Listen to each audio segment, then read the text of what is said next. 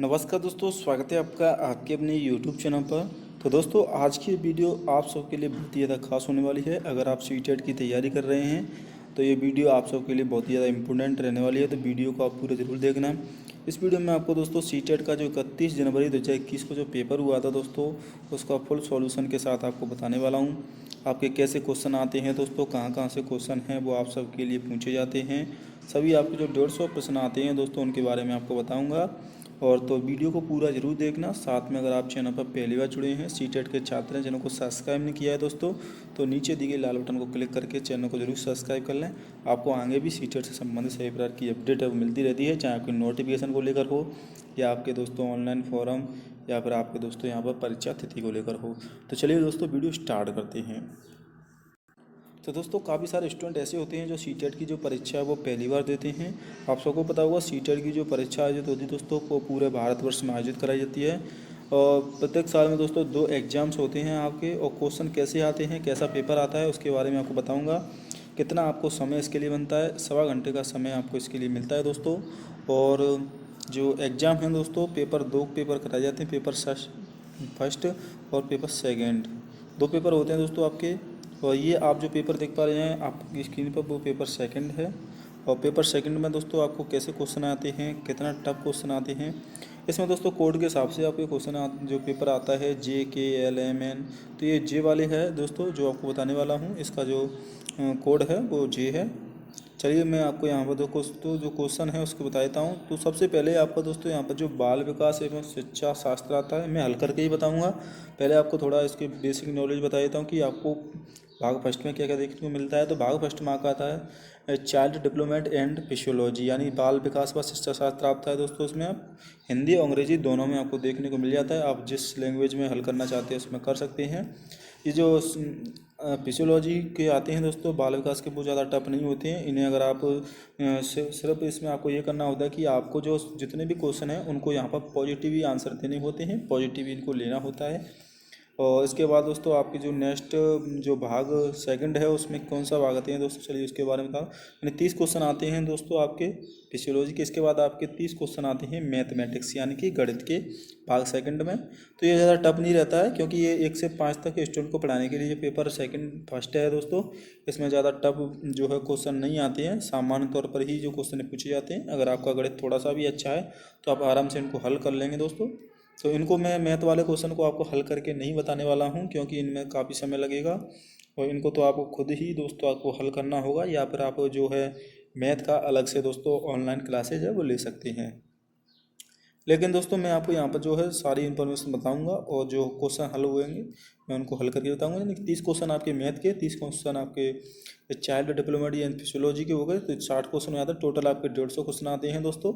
इस प्रकार दोस्तों आपके जो 60 क्वेश्चन हो गए हैं। अब आता है आपका भाग थर्ड। भाग थर्ड में दोस्तों आपके जो क्वेश्चन आते हैं वो आते हैं, यहाँ पर आप देख रहे होगे 60 क्वेश्चन हो गए। 61 से आपका पर्यावरण अध्ययन। तो ये ज़्यादा दोस्तों आपके टफ क्वेश्चन नहीं रहते हैं। चलिए पहले इसको हल कर लेते हैं। इसके बाद दोस्तों आपकी हिंदी और इंग्लिश के क्वेश्चन हैं दोस्तों वो आते हैं। तो चलिए जो पर्यावरण के अध्ययन के जो क्वेश्चन हैं उनको हल कर लेते हैं। तो यहाँ पे है, उपाख्यान अभिलेखों में क्या दर्ज नहीं करना चाहिए। तो उपाख्यान अभिलेखों में क्या नहीं दर्ज करना चाहिए, तो वो है मजबूतियाँ और कमजोरियों की पहचान करना। इसका राइट आंसर हो जाएगा दोस्तों। इसके बाद आप एक एकीकृत ईबीएस कक्षा के लिए कैसे योजना बनाएंगे, यानी कि आप एक एकीकृत जो ईबीएस कक्षा है उसके लिए क्या योजना बनाएंगे। तो एक पार्ट में 2 या 2 से अधिक विषय क्षेत्रों को मिलाएंगे, इसे बोलते हैं ईबीएस कक्षा। और इसके बाद चलिए नेक्स्ट क्वेश्चन, निम्नलिखित में से कौन सा NCF 2005 के अनुसार ईबीएस पाठ्यक्रम में सुझाए गए 6 विषयों से एक है। तो चीज़ें कैसे काम करती हैं, ये 6 विषयों में दोस्तों इसे रखा गया था, तो ये एक है। इसका राइट आंसर रहेगा ऑप्शन नंबर 3। चलिए नेक्स्ट क्वेश्चन, निम्नलिखित में से क्या रचनात्मक आकलन के संबंध में सही है। तो रचनात्मक आकलन के लिए अधिगम को सुदृढ़ करने के लिए यह अध्यापक को समय पर कार्रवाई करने में मदद करता है। तो इसका राइट आंसर हो जाएगा ऑप्शन नंबर फर्स्ट। दोस्तों अगर आपको इसकी पीडीएफ चाहिए तो मैं पीडीएफ की जो लिंक है आपको वीडियो के डिस्क्रिप्शन में दे दूंगा या कमेंट में आपको मिल जाएगी लिंक, वहाँ से आप दोस्तों इसकी जो है पीडीएफ है वो दोस्तों यहाँ से आप डाउनलोड कर सकते हैं। आगे भी दोस्तों आपको जल्द ही पेपर सेकंड को लेकर भी जो है को वीडियो है दोस्तों मिलेगी, जिसमें कि पेपर सेकंड को पूरा हल करके मैं आपको बताऊंगा। तो आप चैनल को सब्सक्राइब करके रख लेना दोस्तों, जैसे ही आपकी पेपर सेकंड की पीडीएफ आएगी। इसके बाद दोस्तों एक आपको अलग से 1 घंटे की वीडियो मिलेगी, जिसमें कि आपके दोस्तों 2015 से अब तक के जितने भी सी टेस्ट हैं 2021 तक 31 जनवरी तक, उसके सारे जो क्वेश्चन हैं, सारे मॉडल पेपर आपको मिलेंगे। उनमें से ही क्वेश्चन दोस्तों आपको काफ़ी सारे क्वेश्चन हैं वो आगे देखने को मिलेंगे। तो आप चैनल को सब्सक्राइब करके रखना दोस्तों, इस वीडियो को शेयर जरूर कर देना। चलिए नेक्स्ट क्वेश्चन है, पुनीत ने अपनी कक्षा के 5 विद्यार्थियों को मानव शरीर की एक रूपरेखा दी और उन्हें भोजन विषय बढ़ाने के पाचन तंत्र को बनाने को कहा। पुनीत चाहता है क्या है इससे? तो पाचन से संबंधित शिक्षार्थियों के विचारों को प्राप्त करना, यानी कि जो शिक्षा ले रहे हैं जो विद्यार्थी हैं तो उनके मन में पाचन को लेकर क्या क्या विचार हैं उनके बारे में जानकारी प्राप्त करना ही उसका उद्देश्य है। तो राइट आंसर ये हो जाएगा। तो कुछ क्वेश्चन दोस्तों काफ़ी सरल आते हैं, अगर आप में थोड़ा सा भी कॉमन सेंस है तो कॉमन सेंस से भी आप उनको हल कर सकते हैं। मुस्कान ने परिवहन में डीजल वाहनों का उपयोग निषिद्ध होना चाहिए विषय पर एक वाद विवाद का आयोजन किया, यानी एक वाद विवाद किया कि जो परिवहन में डीजल का जो उपयोग है उसे बंद होना चाहिए, निषिद्ध होना चाहिए। तो मुस्कान के द्वारा इस विषय के पर कक्षा में वाद विवाद के आयोजन का क्या उद्देश्य है? तो उसका इसको लेकर क्या उद्देश्य था, इसको जो वाद विवादन किया, वह छात्र विचारों को जानने और उन्हें सही करने में मदद करेगा। वह आधुनिक वाहनों के उपयोग के लाभों पर छात्रों को संवेदनशीलता बनाना चाहती है। यह इस मुद्दे पर छात्रों को कई दृष्टिकोणों को सराहना करने में मदद करती है। वह पूरी तरह से परिवहन में डीजल वाहनों पर प्रतिबंध लगाने की आवश्यकता पर छात्रों को संवेदनशील कर। तो पूरी तरीका वाला तो बिल्कुल रॉन्ग हो जाएगा, ये भी रॉन्ग हो जाएगा दोस्तों। जो ऑप्शन फर्स्ट है वो सही होगा। ईवीएस में मानचित्रण कौशल है, तो ईवीएस में जो मानचित्र कौशल है दोस्तों, स्थानों की सापेक्ष स्थिति को समझ और विकसित करना इसका राइट आंसर हो जाएगा। इसी प्रकार दोस्तों आपका जो क्वेश्चन नंबर 69 है उसको देख लेते हैं।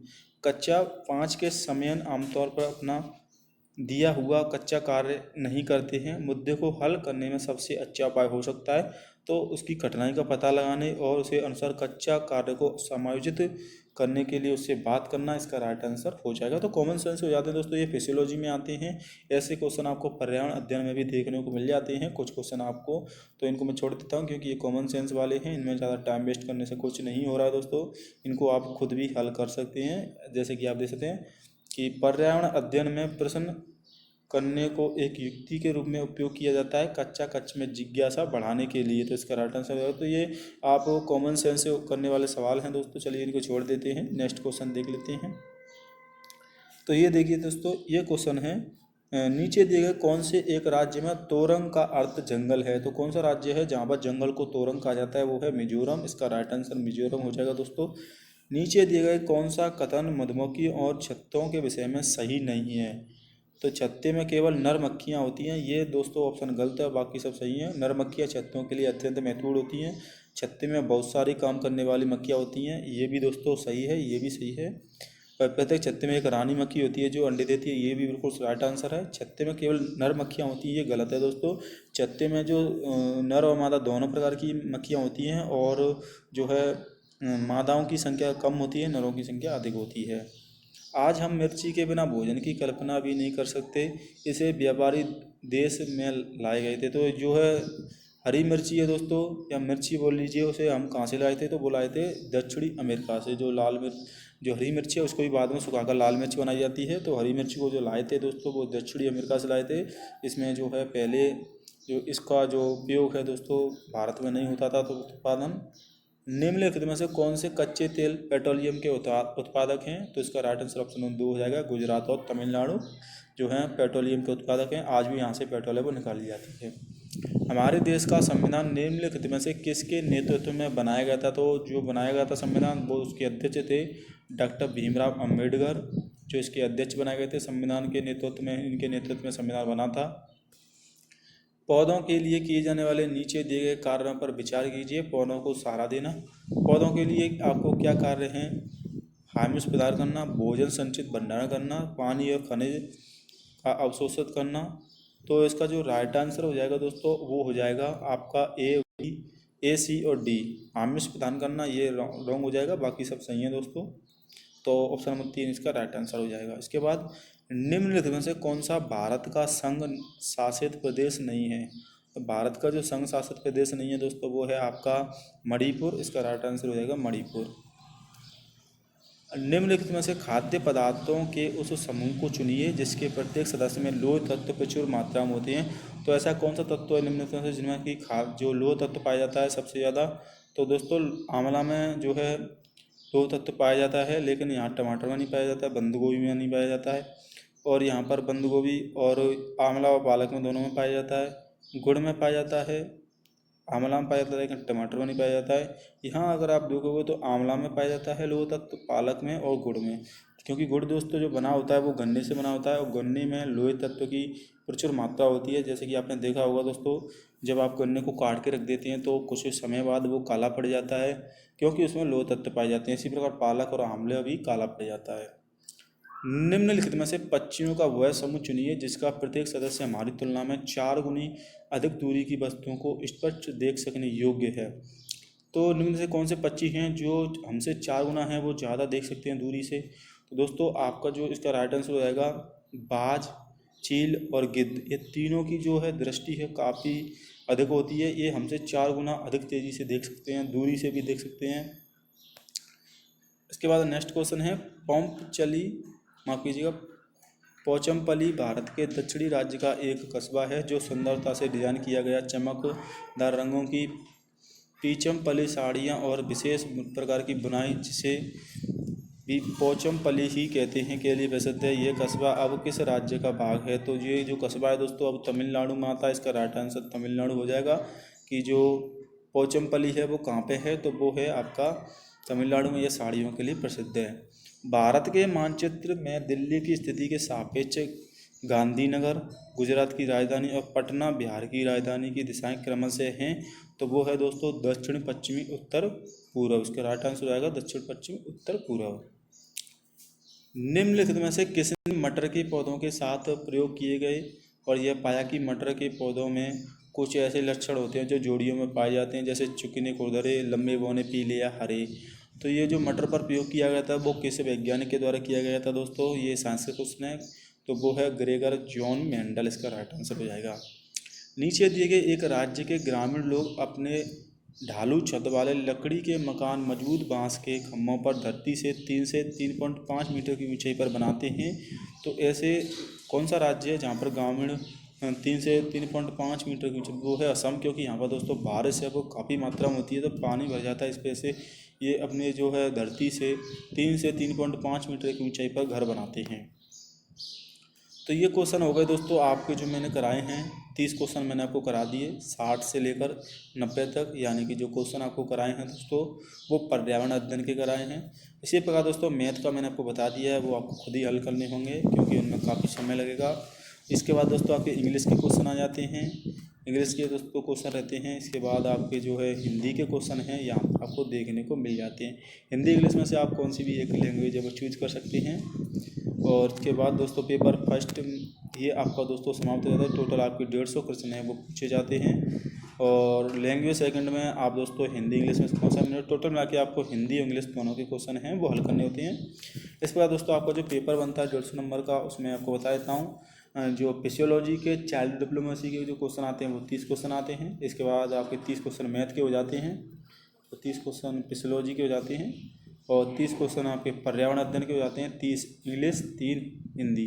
टोटल में आके आपके जो क्वेश्चन हो जाते हैं वो 150 क्वेश्चन हो जाते हैं।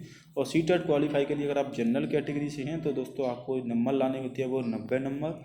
अगर आप अदर कैटेगरी से हैं जैसे कि SC ST तो आपको 82 पर है सीटेट क्वालिफाई माना जाता है। ये आपका दोस्तों लक्ष्य होना चाहिए।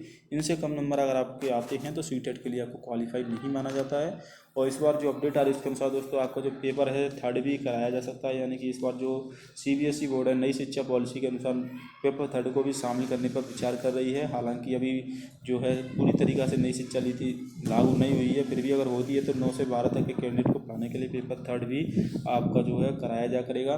तो जो भी अपडेट आएगी सीटेट की आपको चैनल पर अपडेट करता रहूँगा। जल्द ही दोस्तों आपको अन्य क्वेश्चन के साथ एक और वीडियो मिलेगी, क्योंकि ये वीडियो काफ़ी लॉन्ग हो जाएगी, इसलिए मैंने इस पर ज़्यादा क्वेश्चन नहीं रखे हैं। चैनल को आप सब्सक्राइब कर लेना दोस्तों। आगे आपको जो अलग से दोस्तों वीडियो है जल्द ही मिलेगी, जिसमें कि सारे 150 क्वेश्चन आपको देखने को मिलेंगे। वीडियो अच्छी लगी है तो वीडियो को लाइक कर देना, दोस्तों में शेयर करना ना भूलना। जय हिंद, वंदे मातरम।